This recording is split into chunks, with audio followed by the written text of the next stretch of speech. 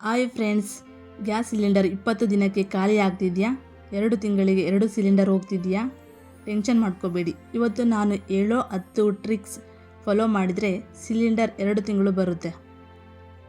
So ನೋಡ್ತಾ ಇರ್ಬೋದು ನೀವು, ನಾನು ಹಾಲನ್ನು ಕಾಸೋದಕ್ಕೆ ಇಟ್ಟಿದ್ದೆ. ಸೊ ಹಾಲನ್ನು ಯಾವ ಥರ ಕಾಸೋದಕ್ಕೆ ಇಡಬೇಕು ಅಂತ ಹೇಳಿದರೆ, ನಾವು ಯಾವಾಗಲೂ ಕೂಡ ಇದೇ ಥರ ಕ್ಯಾಪ್ ಹಾಕ್ಬಿಟ್ಟು ಸೊ ಕಾಸ್ತಾ ಇರಬೇಕು. ಹಾಗಾದರೆ ಯಾವುದೇ ಕಾರಣಕ್ಕೂ ಗ್ಯಾಸ್ ಬೇಗ ವೇಸ್ಟ್ ಆಗೋದಿಲ್ಲ, ಬೇಗ ಹಾಲು ಕಾಯುತ್ತೆ.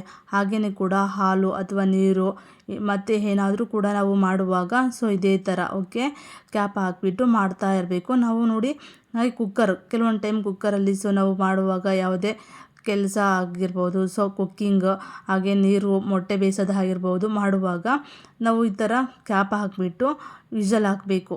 ನಾವು ಹಾಗೆ ಒಂದು ಪಾತ್ರೆಯಲ್ಲಿ ಮೊಟ್ಟೆ ಬೇಯಿಸ್ತೀವಿ, 20 ನಿಮಿಷ ಆಗುತ್ತೆ. ಹಾಗಾಗಿ ಪಾತ್ರೆನ ಜಾಸ್ತಿ ಮಾಡೋದಕ್ಕಿಂತ ಕುಕ್ಕರ್ ಜಾಸ್ತಿ ಯೂಸ್ ಮಾಡಿ. ಹಾಗಾದರೆ ನಮಗೆ ಗ್ಯಾಸ್ ಉಳಿಯುತ್ತೆ. ಮತ್ತು ನೆಕ್ಸ್ಟ್ ಥರ್ಡ್ ಪಾಯಿಂಟ್ ಏನಪ್ಪ ಅಂತ ಹೇಳಿದ್ರೆ, ಈ ಥರ ಬರ್ನಲ್ ಇರುತ್ತೆ ಅಲ್ವಾ, ಬರ್ನಲ್ ಸ್ವಚ್ಛತೆ ಅಂತ ಹೇಳ್ತೀವಿ. ಈ ಒಂದು ಫ್ಲೇಮ್ ಹಳದಿ ಬಂದರೆ ತುಂಬ ಕಸ ಕಟ್ಟಿದೆ ಅಂತ, ಇದನ್ನು ಕಸ ಕಟ್ಟಿದರೆ ತುಂಬ ಇಲ್ಲಿ ಸ್ಟಾಕ್ ಆಗಿಬಿಟ್ಟು ನಮಗೆ ನೀಟಾಗಿ ಶೋ ಆಗಲ್ಲ ಗ್ಯಾಸ್ ಹೊಚ್ಚಿದಾಗ, ಆಯಿತಾ. ಅದಕ್ಕೆ ಇದನ್ನು ಒಂದು ಪಿನ್ ಅಥವಾ ಒಂದು ಸೂಜಿ ತಗೊಂಡು ಅದರ ಸಹಾಯದಿಂದ ನಾವು ಈ ಥರ ಕ್ಲೀನ್ ಮಾಡ್ತಾ ಹೋಗಬೇಕಾಗತ್ತೆ. ಈ ಥರ ಕ್ಲೀನ್ ಮಾಡಿಬಿಟ್ಟು ಇದನ್ನು ಕೂಡ ವಾಶ್ ಮಾಡಬೇಕು.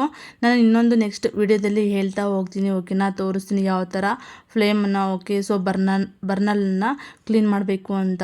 ನೋಡಿ, ಈ ಥರ ಮಾಡೋದ್ರಿಂದ ಸೊ ನಮಗೆ ತುಂಬ ಸೇವ್ ಆಗುತ್ತೆ. ಈ ಥರ ಬ್ಲೂ ಕಲರ್ ಬರ್ತಾ ಇದೆ ನೋಡಿ, ಬ್ಲೂ ಕಲರ್ ಬಂದರೆ ನಮಗೆ ತುಂಬ ಚೆನ್ನಾಗಿದೆ ಈ ಥರ ಬರ್ನಲ್ ಅಂತ ಹೇಳಿ. ಈ ಥರ ಎಲ್ಲಾದರೂ ಹಳದಿ ಕಲರ್ ಬಂದರೆ ಅಲ್ಲಿ ಕಸ ಏನಾದರೂ ಕಟ್ಟಿರುತ್ತೆ ಅಂತ ಅರ್ಥ ಮಾಡ್ಕೋಬೇಕು. ಅವಾಗವಾಗ ವಾರಕ್ಕೊಮ್ಮೆ ಈ ಥರ ಕ್ಲೀನ್ ಮಾಡ್ಕೊಳ್ಬೇಕಾಗತ್ತೆ. ನೆಕ್ಸ್ಟ್ ಟಿಪ್ಸ್ ಬಂದುಬಿಟ್ಟು ನೋಡ್ತಾ ಇರ್ಬೋದು, ಯಾವ ಟಿಪ್ಸ್ ಅಂತ ಹೇಳಿದರೆ ಬೇಳೆ. ತುಂಬ ಬೇಗ ಕ್ವಿಕ್ಕಾಗಿ ನಾವು ಬೇಳೆನ ಯಾವ ಥರ ಬೇಯಿಸಬೇಕು ಅಂತ ಹೇಳಿದ್ರೆ, ಈ ಥರ ನಾವು ಸಾರು ಮಾಡ್ತೀವಿ, ಸಾಂಬಾರು ಏನಾದರೂ ಮಾಡ್ತೀವಿ, ಪಲ್ಯ ಮಾಡ್ತೀವಿ ಅಂದಾಗ ಸೊ ಕಾಳು ಏನಾದರೂ ನಾವು ನೆನೆಸಿಡ್ಬೇಕಾಗತ್ತೆ. ಒಂದು ಹಾಫ್ ಆನ್ ಅವರ್ ಅಥವಾ 10-20 ನಿಮಿಷದಿಂದ ನೆನೆಸಿಟ್ಕೊಂಡ್ರೆ ಸೊ ಬೇಗ ನಾವು ಕುಕ್ಕರಲ್ಲಿ ಹಾಕಿ ಒಂದು ವಿಷಲ್ಗೆ ಕೂಗಿಸಿದ್ರೆ ಸೇವ್ ಆಗುತ್ತೆ ನಮ್ಮ ಒಂದು ಗ್ಯಾಸ್ ಸಿಲಿಂಡರ್, ಓಕೆನಾ. ಈಗ ನೆಕ್ಸ್ಟು ಅದೇ ನೆನೆಸೋದನ್ನೇ ಮಾಡೋಕ್ಕೆ ಹೋದರೆ ತುಂಬ ಹೊತ್ತು ಹಿಡಿಯುತ್ತೆ. ಮತ್ತು ನೆಕ್ಸ್ಟ್ ಟಿಪ್ಸ್ ಏನಂತ ಹೇಳಿದರೆ, ಈ ಥರ ಪಾತ್ರೆ, ಈ ಥರ ಪಾತ್ರೆಯನ್ನು ನಾವು ಇಟ್ಟಾಗ ನೋಡ್ತಾ ಇರ್ಬೋದು, ಉರಿ ಬಂದುಬಿಟ್ಟು ಸುತ್ತಲೂ ಕೂಡ ತುಂಬ ದೊಡ್ಡದಾಗಿ ಇಡಬಾರ್ದು, ಓಕೆನಾ. ತುಂಬ ಲೋ ಫ್ಲೇಮಲ್ಲಿ, ಮೀಡಿಯಮ್ ಫ್ಲೇಮಲ್ಲಿ ನಾವು ಇಟ್ಟರೆ ಸೊ ಅದು ಗ್ಯಾಸು ನಮಗೆ ಸೇವ್ ಆಗುತ್ತೆ. ನಾವು ಅಂದ್ಕೊಂಡಿರ್ತೀವಿ ಎಲ್ಲರೂ ಕೂಡ ಬೇಗ ದೊಡ್ಡ ಉರಿ ಮಾಡಿದರೆ ಗ್ಯಾಸ್ ಬೇಗ ಹಾಳಾಗೋದಿಲ್ಲ, ಸೊ ಬೇಗನೆ ಅದು ಕಮ್ಮಿ ಮಾಡಿದ್ರೂ ಅಷ್ಟೇ, ಜಾಸ್ತಿ ಮಾಡಿದ್ರೂ ಅಷ್ಟೇ ಬೇಗ ಅಡುಗೆ ಆಗಿಬಿಡುತ್ತೆ ಅಂತ. ಬಟ್ ಅದು ಎಲ್ಲ ಸುಳ್ಳು. ಮೀಡಿಯಮ್ ಫ್ಲೇಮಲ್ಲಿ ಇಟ್ಟಾಗ ಪಾತ್ರೆ ನೋಡ್ಕೋಬೇಕು ನಾವು, ಅಳತೆ ನೋಡಿಕೊಂಡು. ಚಿಕ್ಕ ಪಾತ್ರೆ ಇದ್ದರೆ ಸೊ ಮೀಡಿಯಮ್ ಫ್ಲೇಮಲ್ಲಿ ಇಟ್ಕೊಂಡು ನಾವು ಕುಕ್ ಮಾಡಬೇಕಾಗತ್ತೆ. ಇಲ್ಲ ಅಂತ ಹೇಳಿದರೆ ಅಲ್ಲಿ ಗ್ಯಾಸ್ ಕೂಡ ಆಚೆ ಈಚೆ ಹೋಗುತ್ತೆ. ಆವಾಗ ಏನಾಗುತ್ತೆ, ನಮಗೆ ಗ್ಯಾಸ್ ಬೇಗ ಖಾಲಿ ಆಗುತ್ತೆ, ಬಟ್ ಅಡುಗೆ ಮಾಮೂಲಿ ಆಗಿರುತ್ತೆ. ಈ ಥರ ನೋಡಿ, ಈ ಥರ ನೋಡ್ಕೊಳ್ಬೋದು ನೀವು ಯಾವ ಥರ ಅಂತ. ನೆಕ್ಸ್ಟ್ ಟಿಪ್ಸ್ ಏನಂತ ಹೇಳಿದರೆ, ಸೊ ಖಾಲಿ ಪಾತ್ರೆಯಲ್ಲಿ ನಾನು ನೀರು ಹಾಕ್ತಾಯಿದ್ದೀನಿ. ಏನಕ್ಕೆ ನೀರು ಹಾಕ್ತಾಯಿದ್ದೀನಿ ಅಂತ ಹೇಳಿದರೆ, ನಾವು ಯಾವುದೇ ತರಕಾರಿ ಬೇಯಿಸುವಾಗ ತುಂಬ ನೀರು ಹಾಕಿ ಬೇಯಿಸಬಾರ್ದು, ಓಕೆನಾ. ಸ್ವಲ್ಪ ನೀರು ಹಾಕಿ ಬೇಯಿಸೋದ್ರಿಂದ ಗ್ಯಾಸು ಬೇಗ ಉಳಿಯುತ್ತೆ. ಏಕೆಂದರೆ ಸ್ವಲ್ಪ ನೀರು ಹಾಕಿದ್ರೆ ನಮಗೆ ತರಕಾರಿ ಎಲ್ಲ ಬೇಗ ಬೆಂದ್ಬಿಡುತ್ತೆ, ಹಾಗೆಯೇ ಗ್ಯಾಸು ಸೇವ್ ಆಗುತ್ತೆ.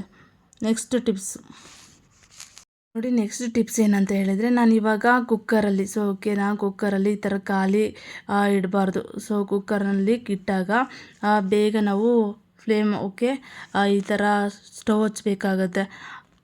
ಹಾಗೆಯೇ ಇದು ಬರೀ ಅದರಲ್ಲಿ ನೀರಿರುತ್ತೆ, ಆ ಥರ ನೀರನ್ನು ಯಾವ ಥರ ವಾಶ್ ಮಾಡ್ಕೋಬೇಕು, ಓಕೆನಾ. ಈ ಥರ ಇಟ್ಟಾಗ 5-10 ನಿಮಿಷ, ಒಂದು 2-3 ಸೆಕೆಂಡ್ ನಮಗೆ ಬೇಕಾಗುತ್ತೆ. ಅದರಲ್ಲಿ ನೀರಿನಂತಹ ಒಂದು ತೇವಾಂಶ ಇದ್ದಾಗ ಅದು ಆರೋದಕ್ಕೆ.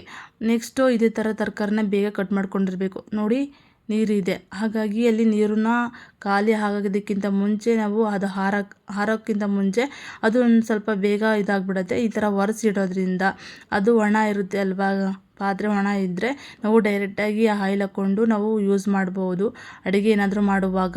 ಬಟ್ ಅದರಲ್ಲಿ ನೀರಿದ್ದು ಸ್ವಲ್ಪ ಇದು ಆದರೆ ಅದು 2 ಮಿನಿಟ್ಸ್ ಆಗುತ್ತೆ ನಮಗೆ ನೀರೆಲ್ಲ ಇದು ಡ್ರೈ ಆಗೋದಕ್ಕೆ.